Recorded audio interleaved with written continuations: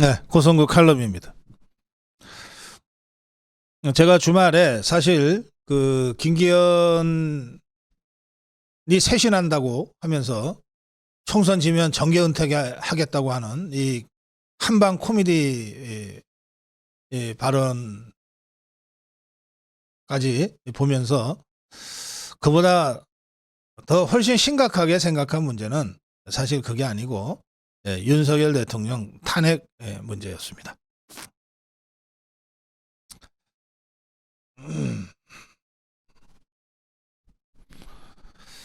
이 여의도 정치판 안팎에서 이 대통령 탄핵 얘기가 지금 심심찮게 나오고 있는데 여러 가지 그 정치적인 그, 이, 그 음모와 이 계산들을 깔고 있는 말들이기 때문에 그냥 들으면은 위험해질 수 있습니다.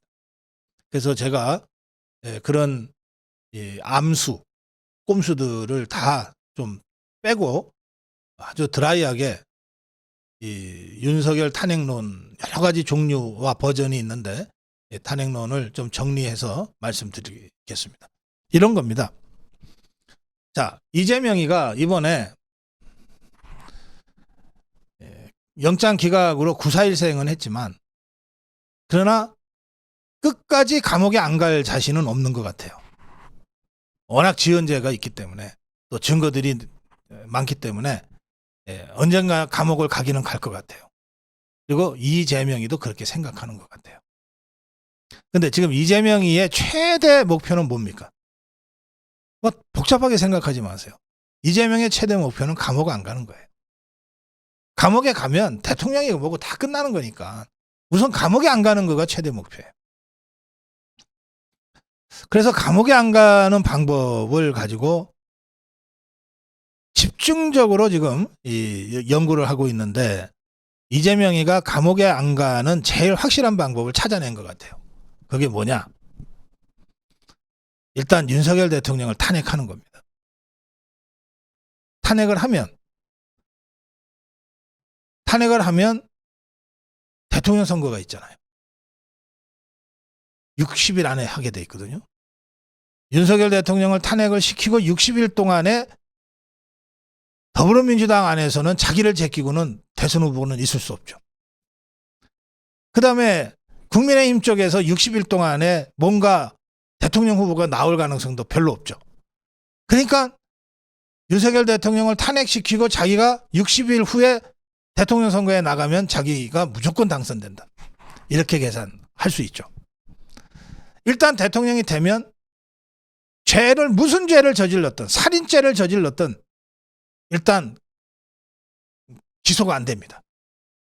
임기 동안에 5년 동안에는 모든 사법적 절차가 중단. 법원에 안 가요. 검찰에 안 가요. 재판 자체가 중단. 5년 동안. 그렇게 해서 5년 동안 이제 감옥 갈 걱정을 딱 접고서 지내다가 대통령이 그만두면 어떻게 됩니까? 그때부터는 다시 재판이 재개되고 뭐 공소가 재개되는데 그때는 문재인 전략이 있어요. 무엄하다. 어디 감히 나한테. 이러고 버틴다. 문재인이 버티는데 왜 내가 못 버티냐. 이렇게 해서 재판 감옥에 안 가는 전략을 이재명이가 그 길을 생각한 것 같아요. 그 첫 단추가 윤석열 탄핵이에요. 그런데 이 윤석열 탄핵은 이재명 개인의 그 이해관계가 아니라 돈봉투나 뭐 이런저런 그 불법으로 이 감옥에 갈 예정으로 되어 있는 수많은 자들한테도 절박한 문제잖아요. 이들도 똑같아요. 윤석열 탄핵시키면은 이제 이건 다 없어지는 사건들이 거라고 생각하는 거지. 왜? 자기들이 정권 잡고 검찰을 자기들이 움직이니까. 그래서 더불어민주당이 일치단결할 거다. 그러면 어떻게 됩니까? 지난번에 이균용이 대법원장 부결시킬 때 딸돌 모았더니 175표 됐어요. 175표. 그럼 여기서 윤석열 탄핵하는데 필요한 의석수가 몇 개입니까? 25개만 더 있으면 돼. 넉넉 잡고 30석만 잡아채면 돼. 자, 박근혜 탄핵 때 62표가 배신했어요. 박근혜 때보다 절반만 배신시키면 돼. 박근혜 때도 62표를 끌어당겼는데 그 절반이 30석만 끌어당기면 확실하게 윤석열 탄핵시킬 수 있어. 좌파들이 해볼 만한 일이죠. 그런데 국민의힘을 보니까 가능한 것 같아. 보세요. 내년 3월이면 배지는 달고 있지만 총선에서는 공천 탈락한 사람들이 수십 명이 생깁니다.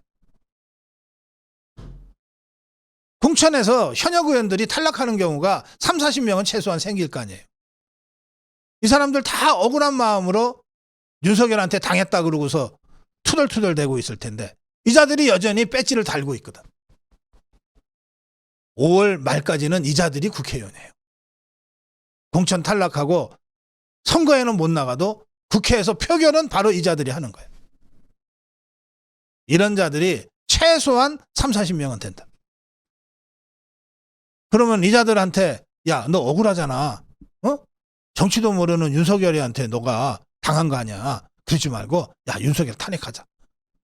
그러고 나면 세상 우리가 잡어. 그러면 너 어디 공기업이라도 보내줄게. 이준석이나 유승민 똘마니들하고 이런 이 야합이 불가능할 것 같습니까, 여러분? 여전히 김무성이를 떠받들고 있는 김무성 똘마니들하고 이런 야합이 불가능할 것 같습니까? 한 번 배신한 자들 다시 두 번 배신시키는 게 그게 뭐가 그렇게 어려울 거예요? 그래서 탄핵 시점은 현역 국회의원인데 공천에서 탈락돼서 선거도 못 나가거나 떨어지는 이런 사람들이 여전히 수십 명이 국민의힘 소속 국회의원으로 있을 내년 3월, 4월이 탄핵의 적기다. 이렇게 얘기할 수 있습니다. 지금은 아직 공천받을 희망이 늘 있으니까 저 이재명 세력이 슬그머니 다가와서 공천이 힘들지. 우리랑 손잡고 윤석열 그냥 탄핵하고 우리 세상 한번 더 하는 게 어때? 라고 악마의 속삭임을 속삭거려도 나 공천 받을 수 있어. 이러겠지만 3월쯤 되면 진짜로 공천 탈락자들이 수십 명 나올 거예요. 이 자들을 끌어당기는 거는 아무 일도 아닙니다. 이래서 내년 3월, 4월이 윤석열 탄핵의 진짜 적기가 될 수 있습니다. 일단 국회에서 탄핵 의결 시켜놓고 선거 치르겠다. 그게 더불어민주당 입장에서도 훨씬 좋은 선거 전략이에요. 안 그래도 윤석열 심판으로 선거를 만들어 가려고 하는 판에 국회 탄핵까지 시켜놓고 선거 치르는 것만큼 쉬운 게 어디 있어요.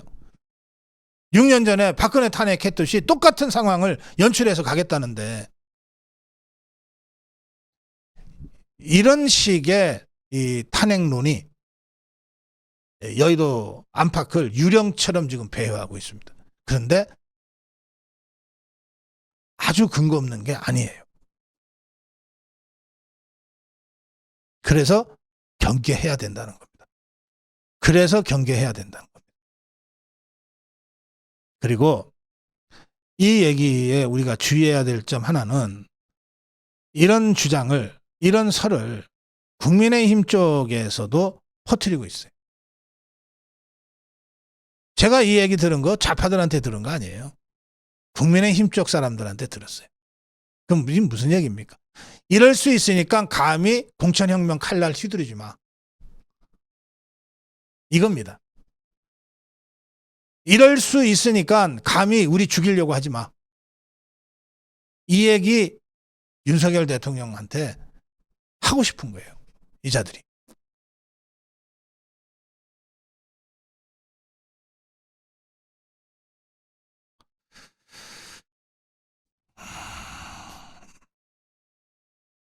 이게 양날의 칼입니다. 제가 논평을 하면서도 이 수많은 이 여러 종류의 이 탄핵론이 있어요. 이 변종들이 있는데 여기에 다 음모들이 숨어 있어. 다 정략적 이해관계들이 숨어 있어서 제가 이 얘기를 잘못 전하면 제 의도와 전혀 다른 식으로 이게 튈 수도 있기 때문에 제가 굉장히 조심하고 신중하게 지금 말씀드리는 거예요. 자, 이재명이는 이제 다시 정리하겠습니다. 이재명이는 지금 죽기 살기예요. 죽기 살기입니다. 감옥 가서 죽나. 내가 마지막 한판 승부 뛰어서 윤석열이를 먼저 감옥에 보내나 내가 감옥 가냐. 둘 중에 하나다.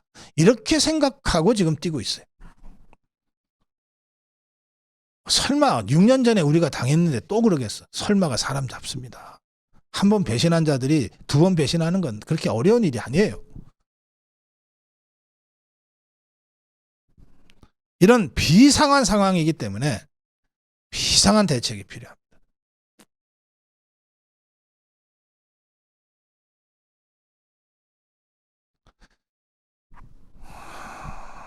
한 말씀만 더 드리죠.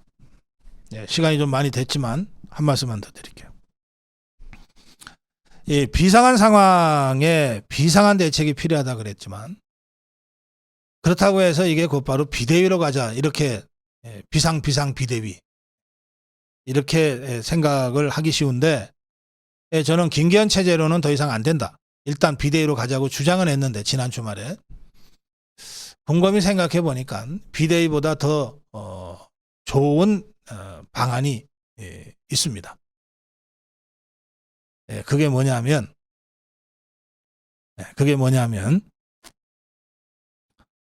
조기 전대입니다. 조기 전대. 전대를 여는데 2달 걸립니다. 전대를 하겠다고 공고해서 실제로 새 당 지도부를 뽑는 데까지 2달 걸립니다. 12월 9일이 정기국회가 끝나는 날이에요. 그럼 그때부터 시작해서 12월 10일부터 시작해서 2달이면 2월 10일 정도면은 새 지도부를 구성할 수가 있어요. 그렇죠. 선거는 4월 10일입니다. 12월 10일부터 시작해서 정기국회가 끝난 다음 날부터 전대 공고하고 천천히 이게 서두르면은 한 달 반이면 되지만 2달 안에서 2월 10날 새 지도부를 구성을 하고 그 새 지도부가 공천하고 선거 치르면 돼요. 빡빡하지만 가능합니다. 제가 이 조기전대를 말씀드리는 이유는 이렇습니다.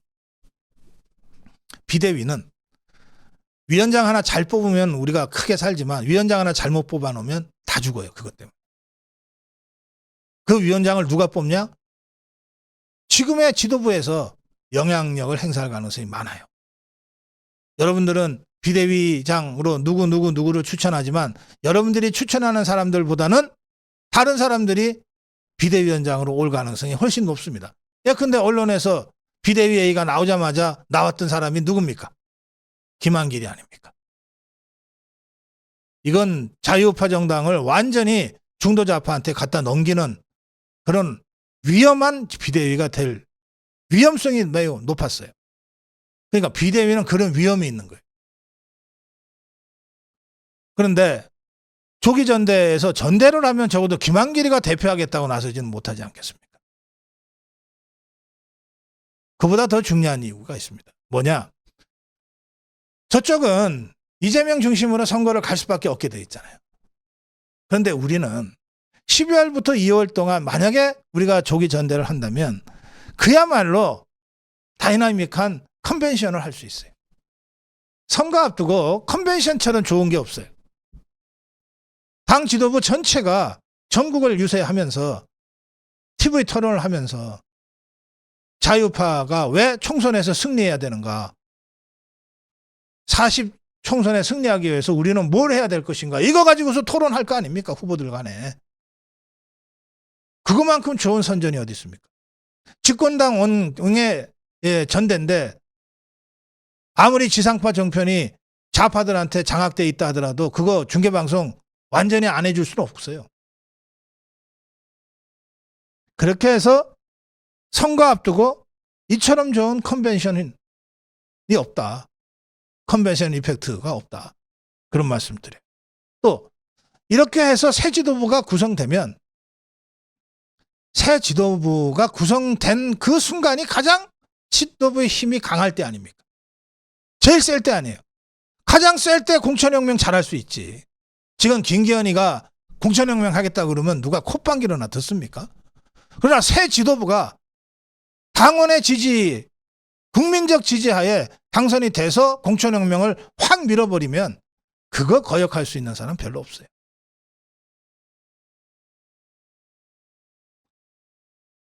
이렇게 되면 대통령이 대통령이 나설 수 있는 상황도 최소화됩니다.